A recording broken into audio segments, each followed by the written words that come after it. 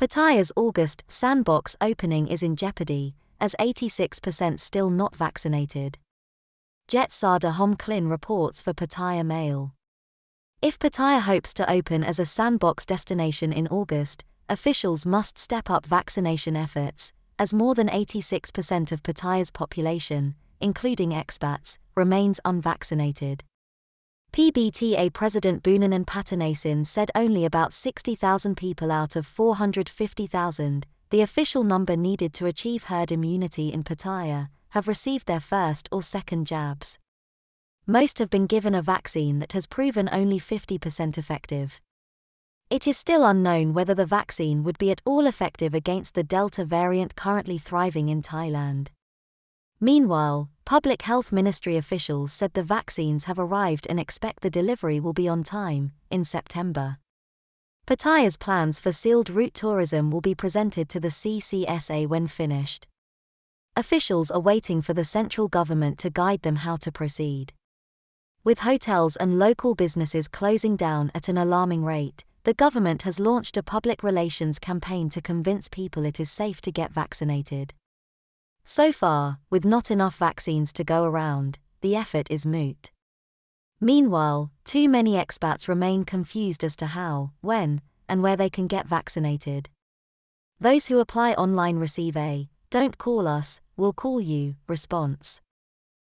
It's a familiar scene in Pattaya, as residents continue to have to deal with flooding every time it rains. Last Sunday was no different. Boon Luar Chatri reports for Pattaya Mail. After approximately an hour of heavy rainfall, driven through the east by a low-pressure system, a storm dumped heavy rain that flowed downhill into coastal Pattaya. A moderate southwest monsoon prevailed during the week, over the Andaman Sea and the Gulf of Thailand, sparking isolated thunderstorms in the east and southwest. Waves reached 2 meters on both the east and west coasts. Sunday's flooding caused tremendous damage to homes and posed a danger to residents, visitors and road users. Sukhumvit Road, at the south side in front of the highway police station, was again affected by the deep runoff streamed from higher elevations for about 2 hours. The railway parallel road, between Soi Khao Noi and Soi Khao Talo, was also pounded, with cars and motorbikes stuck in flooding up to 80 centimeters deep. A Honda Jazz got stuck on the railroad road, requiring a life-saving unit to get the driver to safety. On Sukhumvit Road, police and volunteers blocked flooded areas and diverted all vehicles to South Road. Traffic crawled along Soi Nern Plab 1, Soi Siam Country Club and Soi Bua Khao. Pattaya Nightlife operators demand July 1st bar reopening. From Pattaya Mail. Pattaya Nightlife operators call on the government to reopen bars, resume alcohol sales, and only close venues where coronavirus cases were found.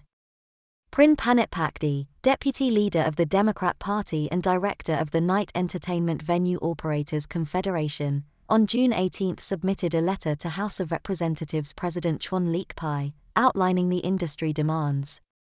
The Confederation called for an immediate end to blanket closure orders, saying only venues to which COVID-19 cases can be traced back to should be closed, and employees quarantined for 14 days. Across the board, blanket bans have done more economic harm than disease prevention good, he said. Bars, clubs and other nightlife venues should be allowed to open under strict coronavirus protocols July 1st, Prin said. The letter also demanded that the government lift its ban on restaurants and bars selling alcohol, as health officials have failed to provide even an iota of proof connecting alcohol consumption to the spread of the coronavirus. Lastly, the group demanded that the government hasten its COVID-19 vaccination campaign. Damrongkiat Pinitkarn, secretary of the Pattaya Entertainment and Tourism Association, said he personally feels that bars should not reopen in provinces with high COVID-19 transmission rates, such as Bangkok. However, in areas like Pattaya and Chonburi, with low numbers of cases, venues should be allowed to reopen, and closures only targeted at businesses where cases can be traced. He said many business owners were heartened by Prime Minister Prayut Chan-o-cha's pledge this week to reopen Thailand without restrictions within 120 days, but fear that deadline will not be met if his government can't vaccinate the public fast enough. As of Friday, less than 3% of the population, that's less than 3 people out of every 100, have been fully vaccinated. Pattaya police catch on to bar girl live streaming. Boon Lua chat tree reports for Pattaya Mail. For most of the coronavirus pandemic, Pattaya bars either shut down or operating with only a few walk-in customers have gone online, live streaming dancing dollies in hopes of earning virtual drinks from lonely overseas foreigners. Pattaya police finally wised up to it.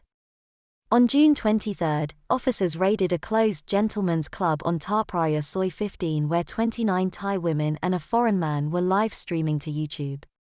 While police said the PG-rated show wasn't illegal, they confiscated all the equipment, as putting 30 people in one small area is a violation of the emergency decree's prohibitions against group gatherings.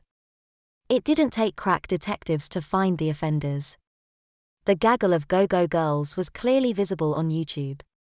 They were shaking their tails in skimpy clothes, begging for foreign men unable to visit Thailand to tip them by sending 150 baht each for a drink the ladies may not actually have imbibed. Live streaming exploded over the past year plus, as the coronavirus pandemic shut down bars and tossed bargirls out of work. Even when small venues on Soi 6 and South Pattaya reopened, the webcams kept running, often leaving to few customers venturing into the bars. Testing of Sattahip morning market vendors found another 50 positive cases of COVID-19, with military authorities taking the infected to field hospitals and closing the market until July 4. From Pattaya Mail.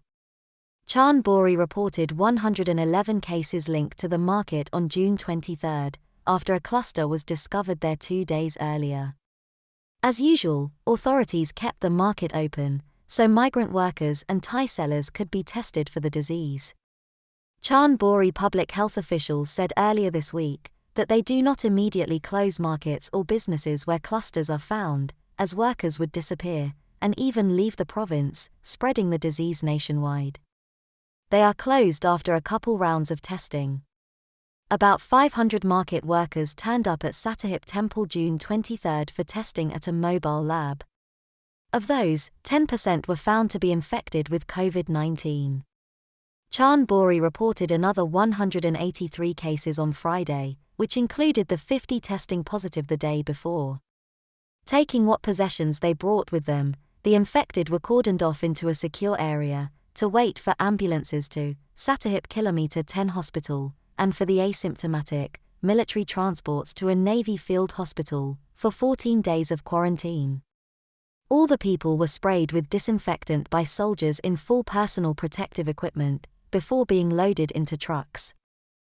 The race is on for Pattaya to not only conquer its coronavirus epidemic, but do so before neighbouring countries.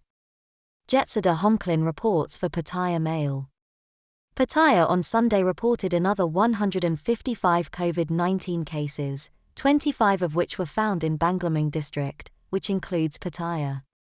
That followed 320 cases, reported province-wide June 26, of which 113 were found in Banglamung.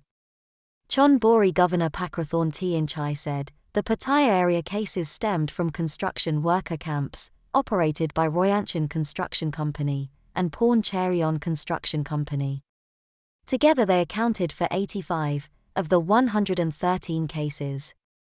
The Sattahip morning market accounted for another 52 cases, while a worker camp in Sri Racha contributed 27 cases Saturday. Pattaya Business and Tourism Association President Boonanan Patanasin earlier this month said, it is hoped that Pattaya will reopen to foreign tourists in August, either as a sandbox for vaccinated travellers, or a part of a sealed route from Phuket. But to do that, 450,000 people, or 70% of the registered population, must be vaccinated against COVID-19. Only about 10% of the city's public, currently, has received at least one vaccine dose.